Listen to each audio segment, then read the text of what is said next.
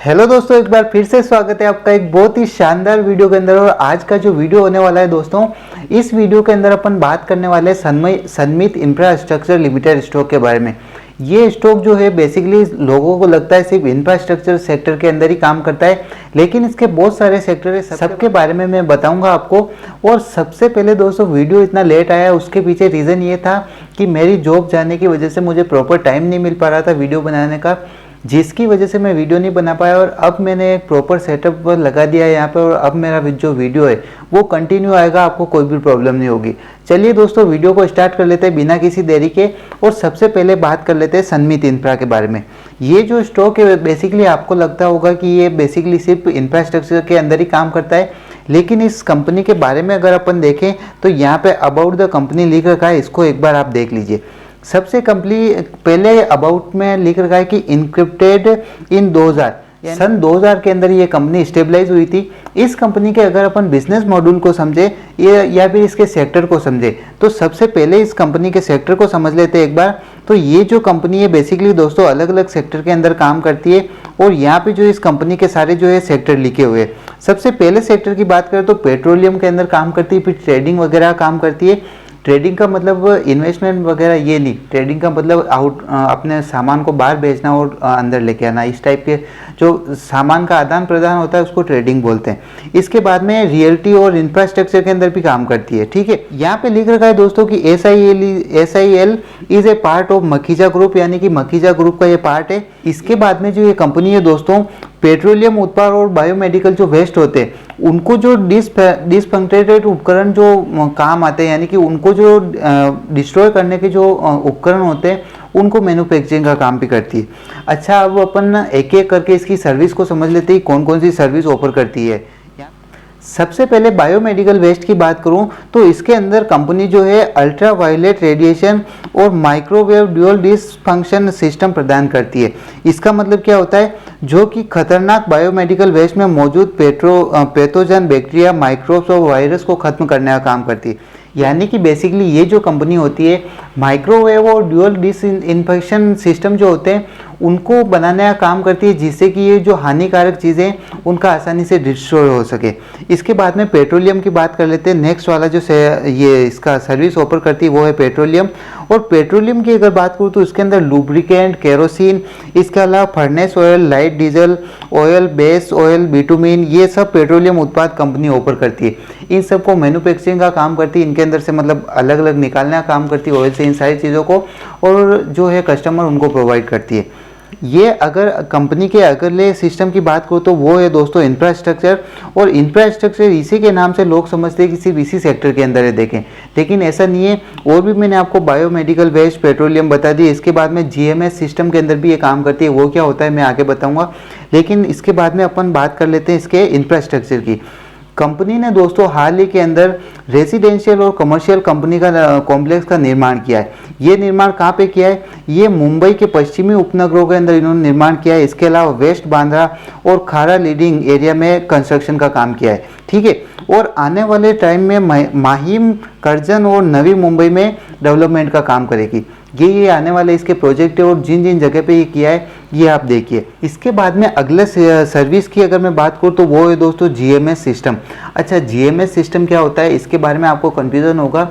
इसका मतलब ये होता है कि जब अपन डेड बॉडी को जलाते हैं तो आमतौर पर यहाँ पे इंडिया के अंदर कल्चर की डेड बॉडी को जलाने के लिए बेसिकली जो ये होता है अपने लकड़ियों का यूज़ किया जाता है। ठीक है, लेकिन ये जो कंपनी है बेसिकली बम्बू की ऐसी कुछ गोलियां होती है, बम्बू मतलब बांस होता है ना, उस बांस की गोलियों से गोलियों को बनाने का काम करती है, और वो गोलियां जो होती है डेड बॉडी को जलाने का काम करती है। ठीक है, तो उनके मैन्युफैक्चरिंग का काम कर रहा है, जिसकी वजह से अपने जो इन्वायरमेंटल इशू आ रहे हैं, जो अपने हरित क्रांति होती है उसको बढ़ावा मिलेगा, और इन्वायरमेंटल जो इशू आ रहे हैं वो बेसिकली कम होंगे। अच्छा, इसके सेक्टर को मैं एक बार फिर से बता देता हूँ। बायोमेडिकल वेस्ट के अंदर काम करती है, पेट्रोलियम, इंफ्रास्ट्रक्चर और GMS सिस्टम, इन 4 सेक्टर के अंदर काम करती है। आप सिर्फ इंफ्रास्ट्रक्चर को मत समझिए, 4 अलग अलग सेक्टर है, और इन्हीं के आधार पर इस कंपनी के अंदर उतार और चढ़ाव होता है।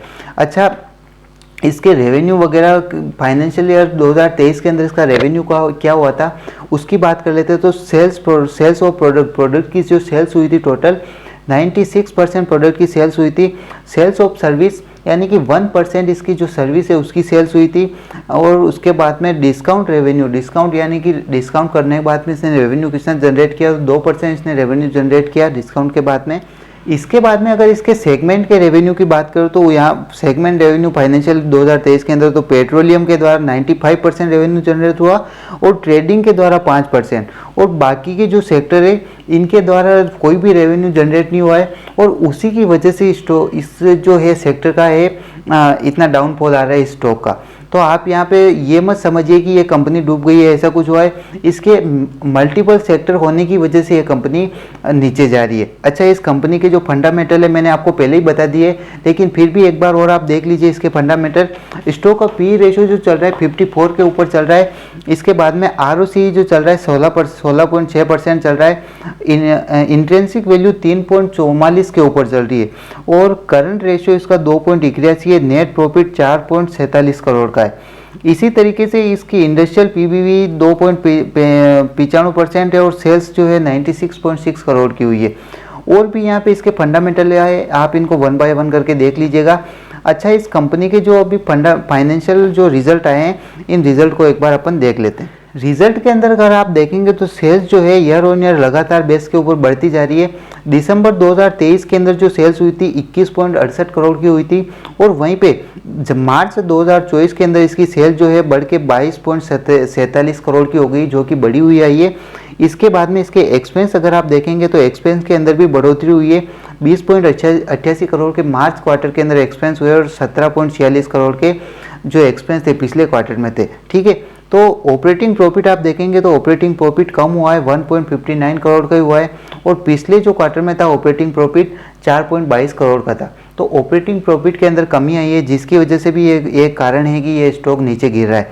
इसके अलावा यहाँ पे और भी चीज़ें बहुत सारी, उनको आप एक बार देख लीजिए।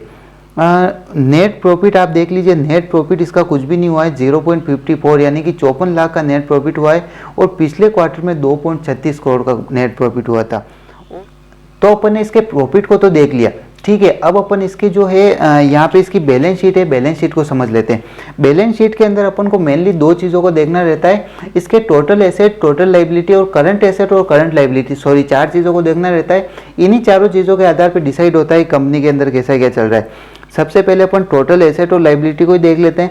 टोटल एसेट जो है यहाँ पे आप देखिए 51 करोड़ के टोटल एसेट है और टोटल लाइबिलिटी जो है वो भी 51 करोड़ की है, यानी कि एसेट और लाइबिलिटी हालांकि बराबर ही बता रहा है, लेकिन जो इस टाइप की मल्टीपल सेगमेंट के अंदर काम करने वाली कंपनियां होती है, उन कंपनियों के अंदर एसेट और लाइबिलिटी जो होती है वो बहुत सारे फैक्टर के ऊपर निर्भर करती है। तो यहाँ पे अलग अलग फैक्टर है, जैसे कि रिजर्व का कितना है, बोरोइंग कितनी है, अदर लाइबिलिटीज़ कितनी है, इक्विटी कैपिटल कितना है। तो वीडियो को पॉज करके आप एक बार इसको ध्यान से पढ़ लीजिएगा। कैश फ्लो अगर आप देखेंगे तो कैश फ्लो जो है, net cash flow year on year base के, मतलब क्वार्टर ऑन क्वार्टर बेस के ऊपर बढ़ता जा रहा है। 0.01% पिछले क्वार्टर में था और 0. वो माइनस के अंदर, सॉरी, और इस क्वार्टर के अंदर प्लस के अंदर आ गया है और 0.02% है। तो ये एक अच्छी बात मानी जा सकती है।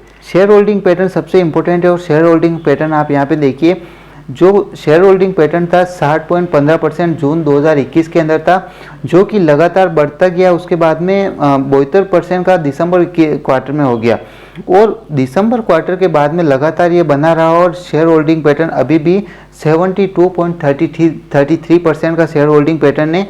तो हालांकि शेयर होल्डिंग के मामले में ये कंपनी अच्छी है, प्रमोटर ने अभी तक इसके ऊपर अपना भरोसा जता रखा है। लेकिन बोलते हैं ना दोस्तों, जो कंपनी छोटी होती है, छोटी का मतलब ये है कि जिस कंपनी के अंदर बेसिकली आसानी से पंप और डंप किया जा सकता है, मार्केट कैप जिसका कम होता है, शेयर प्राइस जिसकी कम होती है, तो इस कैटेगरी के अंदर ये कंपनी आ गई और उसकी वजह से इस कंपनी के अंदर पंप और डंप किया जा रहा है और उसकी वजह से स्टॉक लगातार नीचे आता जा रहा है।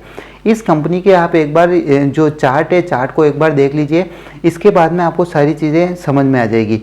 ठीक है, चार्ट की अगर मैं बात करूँ तो चार्ट के अंदर मैंने आपको जब 60 के आसपास ये स्टॉक था, उस टाइम मैंने आपको सपोर्ट लगाने के लिए बोला था कि इस जगह पे आप अपना स्टॉप लॉस लगा दीजिए और इन फ्यूचर के अंदर कभी स्टॉक नीचे भी गिरा तो आपको ज़्यादा लॉस नहीं होगा। लेकिन बहुत जनों ने बहुत हाई प्राइस के ऊपर इसको बाय कर लिया था और करंट टाइम में उनको बहुत अच्छा वाला बुरा वाला लॉस हो रहा है दोस्तों। तो मेरी बात मानिए, अब अगर इस टाइम पे अगर आपकी होल्डिंग हैवी है स्टॉक के अंदर, तो अब तो बनी रहने दीजिए, कोई मतलब नहीं है। हो सकता है इन फ्यूचर के अंदर ये कंपनी कुछ अच्छा काम करे और उसकी वजह से ये स्टॉक फिर से बाउंस बैक करके ऊपर आ जाए। लेकिन मैंने आपको इस जगह के ऊपर, जब ये प्राइस इस जगह पे 60 के आसपास थी, तब मैंने आपको इससे एग्जिट करने का बोल दिया था कि अगर इससे नीचे आती तो आप एग्जिट कर सकते हैं। और इसके बाद में भी इसने मौका दिया था बहुत बार एग्जिट करने का, लेकिन अब सबकी अलग अलग चॉइस होती है, कोई करना चाहे तो करना, अपनी मर्जी से कर सकता है एग्जिट, ये पूरा आपके ऊपर डिपेंड है। लेकिन करंट टाइम में अगर मैं बाइंग और सेलिंग की अगर आपको बोलूं, तो यहाँ पे आपको साफ साफ नज़र आ रहा है कि इस कंपनी के अंदर पंप और डंप की स्कीम चल रही है बहुत अच्छे तरीके से। यहाँ पे देखिए स्टॉक लगातार नीचे आया, इस जगह पे इसने सपोर्ट लिया और उसके बाद में लगातार स्टॉक के अंदर अपर सर्किट लगा। अपर सर्किट लगा, उस अपर सर्किट और लोअर सर्किट जब भी लगता है हमें बाय और सेल करने का मौका बिल्कुल नहीं मिलता है। जैसे कि जब भी अपर सर्किट लगता है हम बाय नहीं कर पाते हैं, और जब लोअर सर्किट लगता है तो हम स्टॉक को सेल नहीं कर पाते हैं। तो सेम कंडीशन यही हुई थी, यहाँ से फिर लोअर सर्किट लगा था और अपन यहाँ पे सेल नहीं कर पाए। फिर से स्टॉक के अंदर अपर सर्किट लगा था और ये स्टॉक जो था 20 रुपये या फिर 20 रुपये की प्राइस के आसपास आया था। यहाँ पे आपको इसने फिर से मौका दिया था कि आप इसको सेल कर दें। अगर आपने नहीं किया है तो करंट टाइम में मेरी अगर राय माने तो मेरे हिसाब से ये स्टॉक फिर से ऊपर आने की पूरी कोशिश करेगा। ये जो है इसका मेजर सपोर्ट लेवल है एक ये, क्योंकि इसी लेवल के आसपास से बाउंस बैक करके पिछली बार ये स्टॉक ऊपर गया था। 14 के आसपास इसका सपोर्ट लेवल है, और फर्स्ट जो है इसका टारगेट 17 रुपये का होने वाला है, और इसके बाद में सेकंड टारगेट 20 के आसपास आएगा। तो अगर आपकी होल्डिंग इसके अंदर है तो मेरे हिसाब से थोड़ा सा इसको बढ़ने दीजिए। और अगर ज़्यादा ही लॉस हो रहा है और बिल्कुल ही आपका 80% 90% पैसा डूब गया है इसके अंदर, तो मेरी राय मानिए अब इसको होल्ड ही रहने दीजिए। क्या पता इन फ्यूचर के अंदर कंपनी कुछ अच्छा कर दे और आपका जो लॉस है वो रिकवर हो जाए। तो दोस्तों मैं आशा करता हूं कि इस स्टॉक के बारे में आपका जो डाउट था वो क्लियर हो गया होगा। इसके बारे में थोड़ा सा भी कुछ भी दूसरे रिलेटेड टॉपिक से रिलेटेड कुछ भी डाउट रहा है तो आप कमेंट बॉक्स में पूछ लीजिए, मैं उसको ज़रूर बताऊंगा। हम मिलते हैं दोस्तों बहुत जल्दी अगले वीडियो के अंदर। अच्छा, अगला वीडियो आपको कौन से टॉपिक के ऊपर चाहिए वो भी मेरे को बता दीजिए। Thank you so much video को यहाँ तक देखने के लिए। हम मिलते हैं अगले वीडियो में, तब तक के लिए जय श्री राम।